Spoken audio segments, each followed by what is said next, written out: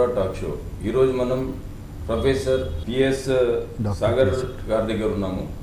వారు నేచురోపతి వైద్యంలో double health organisations advanced ట్రీట్మెంట్లో భాగంగా వాళ్ళు అనేక ఒక పక్క రీసెర్చ్ చేస్తూ నేచర్ క్యూర్ హాస్పిటల్కి CEO కూడా ఉన్నారు. ఈ నేచర్ క్యూర్ హాస్పిటల్ యొక్క ప్రాముఖ్యత, ఈ నేచర్ క్యూర్ హాస్పిటల్కి సంబంధించి, నేచర్ క్యూర్ ట్రీట్మెంట్కి సంబంధించి వాళ్ళు దేశ విదేశాల నుండి కూడా అనేక పురస్కారాలు పొంది 2014లో మన రాష్ట్ర ప్రభుత్వం నుండి కూడా nature cure best hospital award పొందినటువంటి వ్యక్తులు.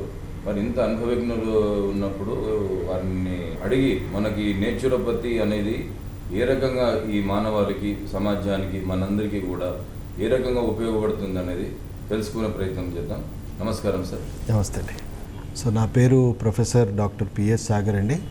నేను అంటే ట్రెడిషనల్ మెడిసిన్, మన వేల సంవత్సరాల నుంచి ఉన్న సాంప్రదాయ వైద్యాలు ఏవైతే ఉన్నాయో వాటిలో మోడర్న్ ట్రెడిషనల్ మెడిసిన్ అంటే చాలా అడ్వాన్స్డ్ ట్రెడిషనల్ మెడిసిన్స్ గురించి నేను గత 20 సంవత్సరాలుగా నేను ప్రాక్టీస్ చేస్తూ ఉన్నాను. సో యాజ్ పర్ ప్రపంచ ఆరోగ్య సంస్థ గైడ్లైన్స్ మేరకు ఈ వైద్యాన్ని ఇప్పుడు మళ్ళీ నూతనంగా ప్రపంచం మొత్తం కూడా మళ్ళీ ప్రవేశపెట్టడం జరిగింది. సో ఇప్పుడు ప్రపంచవ్యాప్తంగా WHO 2014 నుంచి 2023 లోపు ట్రెడిషనల్ మెడిసిన్ స్ట్రాటజీ అని చెప్పేసి డెవలప్ చేసి ప్రతి గవర్నమెంట్, ప్రతి కంట్రీలో మన సాంప్రదాయ వైద్యాలని ప్రైమరీ హెల్త్ కేర్ నుంచి ఎమర్జెన్సీ కేర్ వరకు ఇప్పుడున్న మోడర్న్ మెడిసిన్లో అనవసరమైన వైద్యం, అనవసరమైన మెడిసిన్స్, అనవసరమైన సర్జరీలు తగ్గించడానికి ఈ వైద్యాన్ని ప్రవేశపెట్టింది. సో ఈ వైద్యము ప్రత్యేకత ఏంటి అని అంటే మీకు primary health care, secondary health care and even emergency కేర్లో కూడా ఇది చాలా ఉత్తీర్ణంగా వర్క్ చేస్తుంది.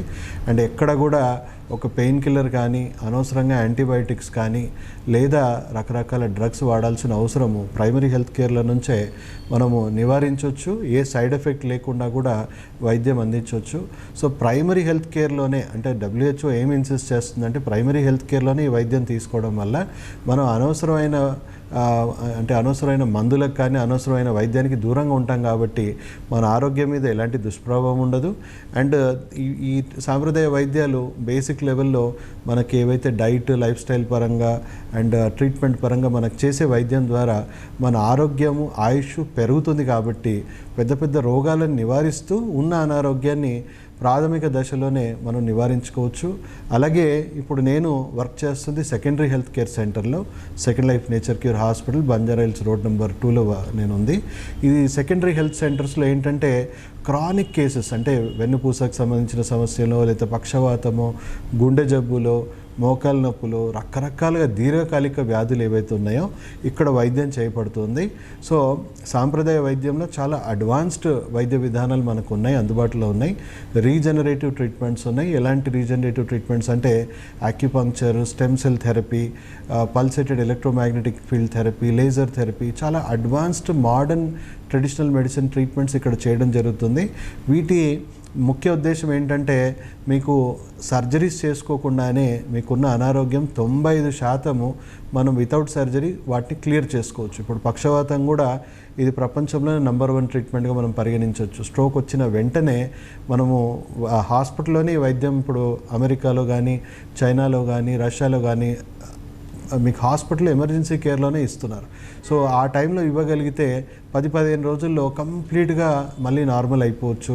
అలాగే వెన్నుపూస సమస్యలు కానీ లేకపోతే ఇతర సమస్యలు కానీ ఎమర్జెన్సీ కేర్లో ఇచ్చిన ఈ వైద్యం ద్వారా మీరు అనవసరమైన సర్జరీలు నివారించుకోవచ్చు. సో ఈ సెకండరీ హెల్త్ సెంటర్లో మేము రీహాబిలిటేషన్ సెంటర్స్ చేసే పని ఏంటంటే 95% అనవసరమైన సర్జరీలను నివారిస్తూ వితౌట్ సర్జరీ ఎంత క్రానిక్ డిసీజెస్ ఉన్నా కూడా అది మానసిక ప్రాబ్లమ్స్ ఉండొచ్చు, వ్యసనాలు ఉండొచ్చు. అంటే ఇప్పుడు మీరు stress, depression, anxiety, psychiatric problems ఉండొచ్చు, లేదా ఆల్కహాల్, స్మోకింగ్ లాంటి తీవ్రమైన అడిక్షన్స్ ఉండొచ్చు, లేదా శారీరక సమస్యలు ఉండొచ్చు. మీకు వెన్నుపూస, మోకాలు నొప్పులు, పక్షవాతము ఎన్ని అయినా కానీ దీంట్లో అద్భుతమైన పరిష్కారం ఉంది. ఏ సైడ్ ఎఫెక్ట్స్తో పని లేదు. అండ్ ప్రపంచ ఆరోగ్య సంస్థ 1200 రోగాలు పైగా ఇది అద్భుతమైన వైద్యం అని చెప్పేసి ఆల్రెడీ 1962 నుంచే దీన్ని డెవలప్ చేస్తూ ఉంది, క్లినికల్గా దీన్ని రీసెర్చ్ చేస్తూ ఉంది. ఇప్పుడు దాన్ని ఇంప్లిమెంట్ చేసే దశలో ఉన్నాం. అలాగే ఎమర్జెన్సీ కేర్లో కూడా వైద్యులకు కూడా ఎమర్జెన్సీ కేర్లో వర్క్ చేసే వైద్యులకు కూడా దీంట్లో ఉన్న మెలకువలని ప్రపంచ ఆరోగ్య సంస్థ ఫ్యూచర్లో ట్రైన్ చేస్తూ ఉంది. ఆల్రెడీ వేరే దేశాల్లో ట్రైనింగ్ మొదలుపెట్టింది, మన దేశంలో కూడా షార్ట్లీ మొదలుపెట్టబోతుంది. సో వాళ్ళ పని కూడా ఏంటంటే అనవసరమైన పెయిన్ కిల్లర్స్ కానీ అనవసరమైన అనస్థీషా కూడా అవసరం లేకుండా పెద్ద పెద్ద శస్త్రచికిత్సలు కూడా మీరు యాక్యుపంక్చర్ అనస్థీషా ద్వారా చేయొచ్చు. అనవసరమైన వైద్యం పూర్తి స్థాయిలో తగ్గించవచ్చు. సో ఎందుకు ఉన్న పలంగా ప్రపంచ ఆరోగ్య సంస్థ ఈ వైద్యాన్ని డెవలప్ చేస్తుందంటే మీరు అందరూ తెలుసుకోవాల్సిన పెద్ద విషయం ఏంటంటే మనము గుండె జబ్బులని నంబర్ 1 కిల్లర్గా పరిగణిస్తూ ఉన్నాం. అది 7-8 లక్షల మందిని సంవత్సరానికి చంపుతూ ఉందని మనం తెలుసుకుంటున్నాం. కానీ అంతకంటే ఎక్కువ జనాలు చనిపోవడానికి కారణం ఏంటి అని అంటే మందుల సైడ్ ఎఫెక్ట్స్, అనవసరమైన సర్జరీస్. అంటే దాదాపు 2016 అనాలిసిస్ మనం తీసుకుంటే 50-60 లక్షల మంది కేవలం కరెక్ట్ ప్రిస్క్రిప్షన్తో తీసుకున్న మందులు, కరెక్ట్ ప్రిస్క్రిప్షన్తో వాడుతున్న సర్జరీస్ వైద్యంతో చనిపోతూ ఉన్నారని చాలా ఆందోళనకరంగా ఈ విషయాలు చెప్తా ఉన్నాయి. యాంటీబయాటిక్ రెసిస్టెన్స్ ఇంకోవైపు 3లో 2 చనిపోయే అవకాశం, యాంటీబయాటిక్స్ వాడితేనే చనిపోయే అవకాశం ఉంది. సో మందులు తట్టుకునే శక్తి సామర్థ్యాలు ఇప్పుడున్న ఆధునిక మానవుడికి రోజు రోజుకి తగ్గిపోయింది. సో ఇప్పుడు అనవసరమైన వైద్యాన్ని మళ్ళీ నివారించడానికి మనం వేల సంవత్సరాల నుంచి పాటిస్తున్న సాంప్రదాయ వైద్యాలని మళ్ళీ పరిశోధన చేసి మళ్ళీ ఇప్పుడున్న ఆధునిక మానవుడికి ఆరోగ్యం అన్ని రకాలుగా ఆరోగ్యవంతంగా మారుస్తూ ఆయుష్ పెంచుతూ అనవసరమైన వైద్యాలకి అనవసరమైన శస్త్రచికిత్సలకి దూరం ఉంచుతూ మీ అందరి ఆరోగ్యం కోసం ప్రపంచ ఆరోగ్య సంస్థ మళ్ళీ ఈ నూతన వైద్య విధానాన్ని, ప్రాచీనమైన నూతన వైద్య విధానాన్ని సమాజంలో తీసుకొచ్చింది. మీరందరూ తొందరగా అవగాహన పెంచుకోవాలి. అనవసర వైద్యాలకి దూరంగా ఉంటూ మీ ఆరోగ్యాన్ని, మీ ఆయుష్ని కాపాడుకుంటూ అనవసరమైన ఖర్చు నుంచి కూడా మనం తప్పించుకోవచ్చు. ఎందుకంటే ఒక సగటు మనిషి దాదాపు 35% తన సంపాదనలో అనవసరమైన వైద్యానికి కోల్పోతూ ఉన్నాడు. అండ్ కోవిడ్ లాంటి మహమ్మారులు ఎప్పుడైతే వస్తాయో ఆల్మోస్ట్ మన సంపాదనలో 90% పైగా మనం ఖర్చు పెట్టుకొని పోని బతుకుంటామా అంటే 10లో 8 మంది చనిపోతూ ఉన్నాం. సో హాస్పిటల్స్కి వెళ్ళాలి, ఎమర్జెన్సీలో తప్ప అనవసరమైన మందులు ఏవి వాడకూడదు. ఎందుకంటే మీకు ఏ మందులు కూడా ఆరోగ్యం, ఆయుష్ పెంచేవి కావు, అన్ని దుష్ఫలితాలే ఉంటాయి. సో ఓన్లీ ఎమర్జెన్సీలో విషంతోనైనా ప్రాణాన్ని కాపాడుకోవాలనే సమయంలోనే మనం మోడర్న్ మెడిసిన్ని అప్రోచ్ అవ్వాలి. అనవసరమైన మందులకు దూరంగా ఉండాలి. అండ్ WHO ఇచ్చిన హెచ్చరికల మేరకు ముందు ఇలాంటి విపత్తులు ఎన్నో రాబోతున్నాయి. సో మనము వాటి తట్టుకునే శక్తి కూడా మన శరీరాలకు లేవు. సో దాన్ని మనం ఇంప్రూవ్ చేసుకోవాలంటే సాంప్రదాయ వైద్యాన్ని మనం పాటించాలి. ఈవెన్ మన జీవన విధానంలో కూడా మనం పాటించాలనే విషయము ప్రపంచ ఆరోగ్య సంస్థ చెప్తా ఉంది. అంటే దానికి అర్థం ఏంటి? సెల్ఫ్ హెల్త్ కేర్ అంటే స్వయం ఆరోగ్య సంరక్షణ అనేది మొత్తం వైద్య వ్యవస్థకే పునాది అండి. అంటే ఈ పునాది లేకుండా మోడర్న్ మెడిసిన్ రన్ అవుతూ ఉంది. సో సాంప్రదాయ వైద్యానికి పూర్తి స్థాయి పునాది ఏంటంటే స్వయం ఆరోగ్య సంరక్షణ. ఎగ్జాంపుల్ చెప్పాలి అంటే వేల సంవత్సరాల నుంచి యోగా ఎందుకు పాటిస్తున్నారు? వైద్యులు చేయడానికా లేకపోతే మనకు మనం ఆరోగ్యంగా ఉండడానికా? సో యోగా అనేది ఒక సెల్ఫ్ హెల్త్ కేర్. మన ఆరోగ్యాన్ని, మన మానసిక ఆరోగ్యాన్ని, మన శారీరక ఆరోగ్యాన్ని కాపాడుకోవడానికి మనకు మనం చేయాల్సిన విధానం. అలాగే మనం బామ్మ చిట్కాలు అంటాము, దాన్ని హేళన చేస్తూ ఉంటాము. ఇంటి చిట్కాలని హేళన చేస్తూ ఉన్నాం. మన అమ్మమ్మ తాతయ్యల వరకు ఇవన్నీ చాలా చక్కగా పాటించారు కాబట్టి 90% అనవసరమైన రోగాలు వాళ్ళకు వచ్చేవి కావు. సో ఇప్పుడు ఆ బామ్మ చిట్కాలన్నీ మళ్ళీ మనం నేర్చుకోవాల్సిన అవసరం ఉంది.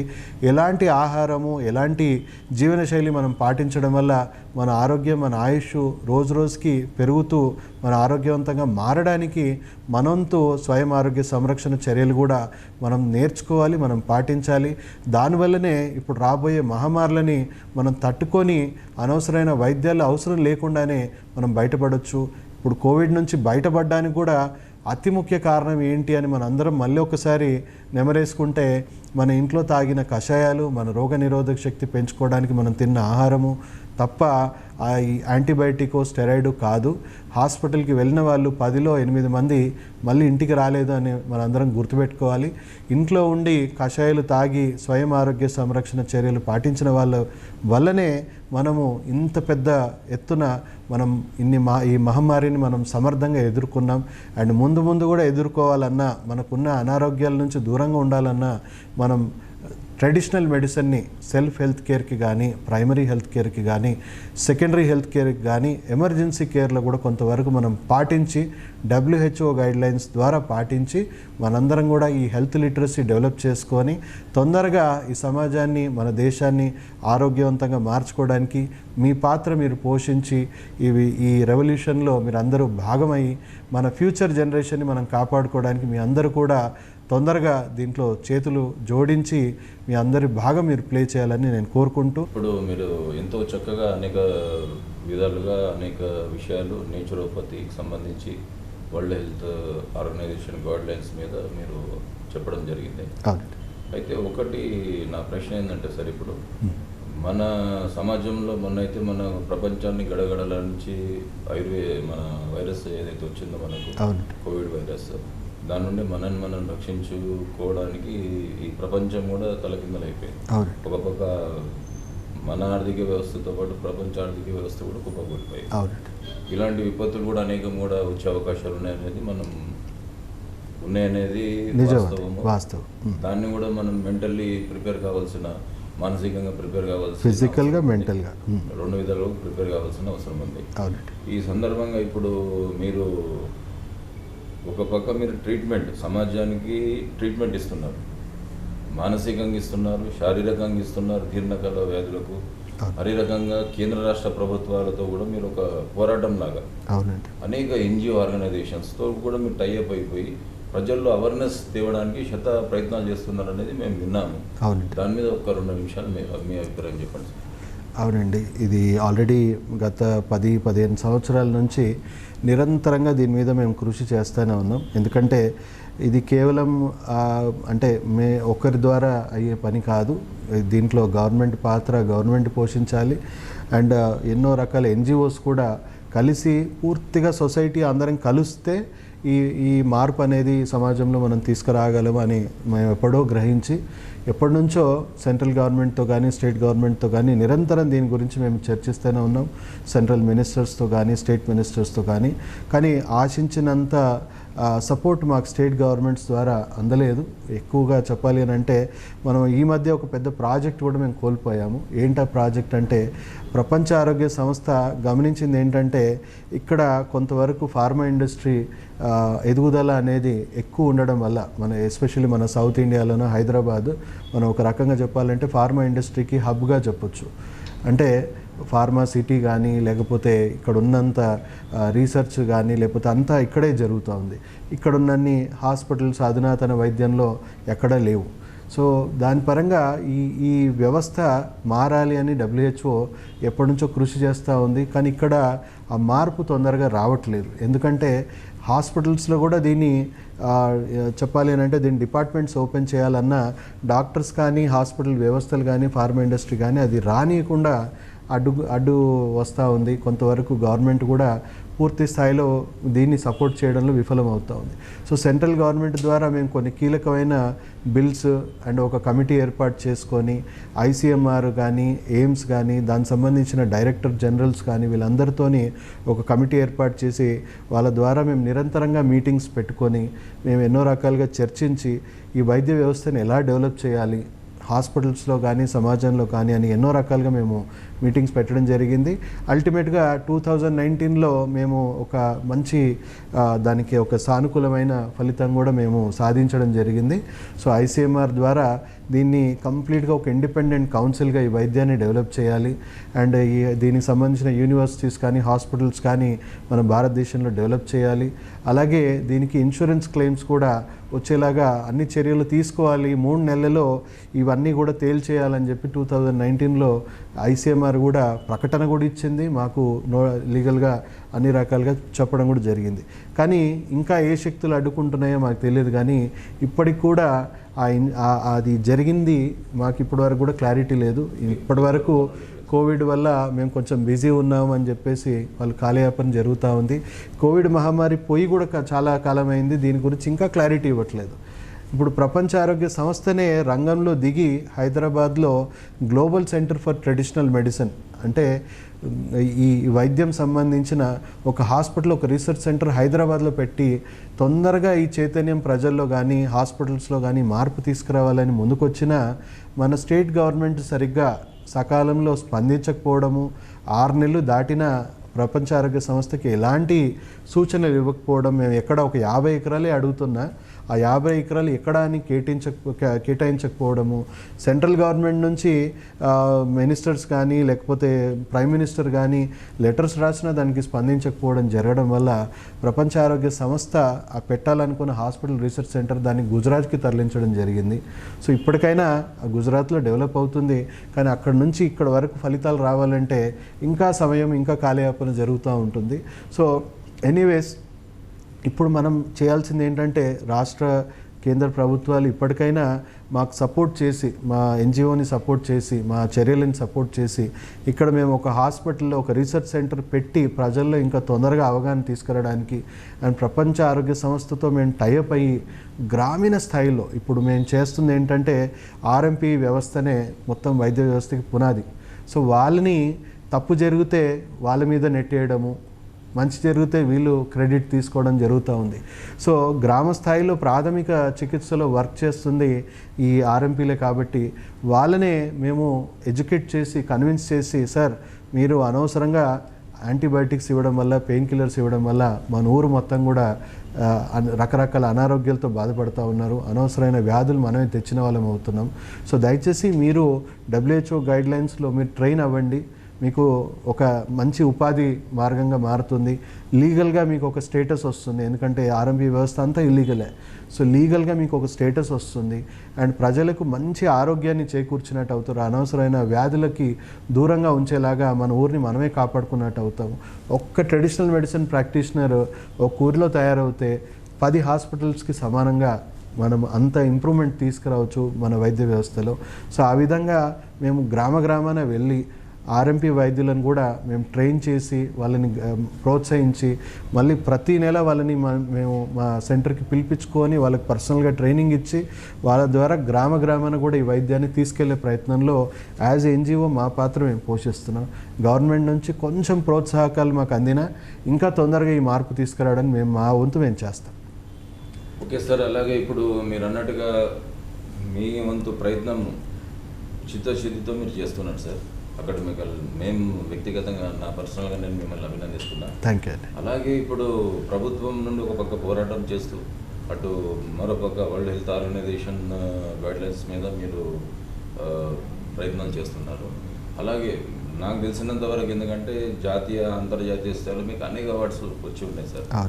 అన్ని అవార్డ్స్ గురించి చెప్పాలంటే మళ్ళీ ఒక 20 నిమిషాలు పడుతుంది. కాబట్టి దాంట్లో ముఖ్యమైన అవార్డ్స్ గురించి ఒకసారి చెప్తే బాగుంటుందని నా అభిప్రాయం. ఒకటండి, అంటే ఈ వైద్యంలో నేను చేస్తున్న కృషి అండ్ సెంట్రల్ గవర్నమెంట్లో కానీ, స్టేట్ గవర్నమెంట్లో కానీ, ప్రజల్లో కానీ చేస్తున్న కృషి చెప్తాం కదా. ఇక్కడ మన దగ్గర ఉన్న మైండ్స్ ఏవైతే ఉన్నాయో వేరే దేశాలకు వెళ్ళిపోతాయి, మన దగ్గర ఉండలేరు. ఎందుకంటే ఇక్కడ ఆ ఈకోసిస్టమ్ లేదు. అంటే ఇప్పుడు ఎవరైనా మంచి చేద్దామని ఎవరైనా కృషి చేస్తే సహకరించే వాళ్ళు చాలా తక్కువ. సో దానివల్ల మన దగ్గర ఉన్న ఇంటెలిజెంట్ మైండ్స్ అన్నీ కూడా వేరే దేశాలకు తరలిపోతూ ఉన్నాయి. సో నాకు కూడా అలాగే ఎన్నో ఆఫర్స్ ఉన్నాయి, ఎన్నో దేశాల నుంచి నాకు ఆఫర్స్ ఉన్నాయి. చైనాలో ఒక రకంగా చెప్పాలంటే నేను విజిటింగ్ ప్రొఫెసర్గా ఉన్నాను కొన్ని యూనివర్సిటీస్కి, అండ్ ఇప్పుడు మన తెలంగాణ రాష్ట్రానికి నేను ప్రెసిడెంట్గా ఉన్న ఈ వైద్య సంఘానికి. అలాగే చైనాలో ఒక రాష్ట్రానికి నేను వైస్ ప్రెసిడెంట్గా ఉన్నా, ఒక రాష్ట్రానికి వైద్య సంఘానికి వైస్ ప్రెసిడెంట్గా ఉన్నా. అలాగే శ్రీలంకలో చూసుకుంటే కూడా, శ్రీలంకలో కూడా నన్ను ఇప్పటికి కూడా హెల్త్ పరంగా ఏదైనా కీలకమైన నిర్ణయాలు ఉంటే అక్కడ గవర్నమెంట్ కానీ అక్కడ ఉన్న ఎన్జిఓస్ కానీ నా ఎక్స్పర్ట్గా నన్ను పిలుచుకోవడం జరుగుతూ ఉంటుంది. అండ్ అలా ఎన్నో సంఘాలు, ఎన్నో ఇంటర్నేషనల్ సంఘాలు అంటే నేను చేసే కృషిని వాళ్ళు కంటిన్యూస్గా మానిటర్ చేసి వాళ్ళు నన్ను సార్క్ నేషన్స్, అంటే ఈ సార్క్ నేషన్స్ ఏవైతే ఉన్నాయో దానికి ఒక గుడ్విల్ అంబాసిడర్గా నన్ను నిర్ణయించడం జరిగింది. సో గత 1.5 ఇయర్ నుంచి నేను గుడ్విల్ అంబాసిడర్గా కూడా ఉన్నా. ఈ దేశాలకి, సార్క్ నేషన్స్కి నేను గుడ్విల్ అంబాసిడర్గా నేను ఇక్కడ పెద్ద పెద్ద కార్యక్రమాలు ఉన్నా నన్ను వన్ ఆఫ్ ద విఐపిగా వాళ్ళు గెస్ట్గా పిలవడం జరుగుతుంది. అక్కడ దేశాల్లో హెల్త్ పరంగా ఈ సాంప్రదాయ వైద్యంలో ఎలాంటి మార్పులు తీసుకోవాలని కీలక గైడ్లైన్స్ వాళ్ళకి నేను అవగాహన కలిగిస్తూనే ఉంటాను. సో అలా ఎన్నో అవార్డ్స్ రివార్డ్స్ వస్తున్నాయి. అవన్నీ కూడా నాకు ఒక ప్రోత్సాహకాలే. అండ్ నా వర్క్ అనేది కేవలం గ్రామ స్థాయిలే కాదు, ఇంటర్నేషనల్ స్థాయిలో కూడా నాకు ఒక ప్లాట్ఫామ్, వేదిక వీటి ద్వారా దొరుకుతుంది. కాబట్టి నేను అక్కడ కూడా ఆ దేశాల్లో కూడా కృషి చేస్తూ ఉన్నాను అక్కడున్న సంఘాలతో కలిసి. ఓకే సార్, చాలా సంతోషం సార్. మిమ్మల్ని కలవడం కూడా నాకు ఒక విధంగా ఇన్స్పిరేషన్ టు సర్వ్ పీపుల్. విభిన్న రకాల చికిత్సలు మన భారతదేశంలో ఉన్న, అందులో ఈ నేచురోపతి అనేది డిఫరెంట్ ట్రీట్మెంట్. మరి దీనికి సంబంధించినటువంటి మీ కృషి అమోఘం, అద్భుతం. అలాగే ఇక దీనికి అడ్డుపడుతున్న శక్తులు అంటే వాస్తవానికి ఈ ప్రపంచాన్ని శాసిస్తున్నటువంటి ఈ మెడికల్ సంస్థలు అనేది ఉంటుందని మనం చెప్పక తప్పదు. ఎందుకంటే దానికి ఎక్కువ పబ్లిసిటీ ఉంటుంది కాబట్టి పబ్లిక్ కూడా తొందరగా అట్రాక్ట్ అవుతారు, తొందరగా వాళ్ళ సమస్య తీర్చుకునే ప్రయత్నం వాళ్ళు చేస్తారు. కాబట్టి ఈ ఆయుర్వేదిక్ కానీ, యునాని కానీ, నేచురోపతి కానీ ఇవన్నీ కూడా ట్రీట్మెంట్ శాశ్వతంగా ట్రీట్మెంట్ అయ్యే అవకాశాలు ఉన్నాయి. మరి వాళ్ళు అంత తొందరగా రియాక్ట్ అంటే సమాజంలో ఇంకా పూర్తి స్థాయిలో దీని మీద సార్ అంటున్నట్టుగా అవేర్నెస్ ఒక పక్క వాళ్ళు చేస్తూ, మరి ఒక పక్క ప్రభుత్వంతో కూడా రికమెండేషన్స్ పంపిస్తూ కృషి చేస్తున్నందుకు వారిని అభినందిస్తూ, ఈ మా అవకాశం మాకు సార్ని కలుసుకునే అవకాశం ఇచ్చినందుకు వారికి ప్రత్యేకంగా నా ధన్యవాదాలు తెలుపుకుంటున్నాను. Thank you sir. Thank you.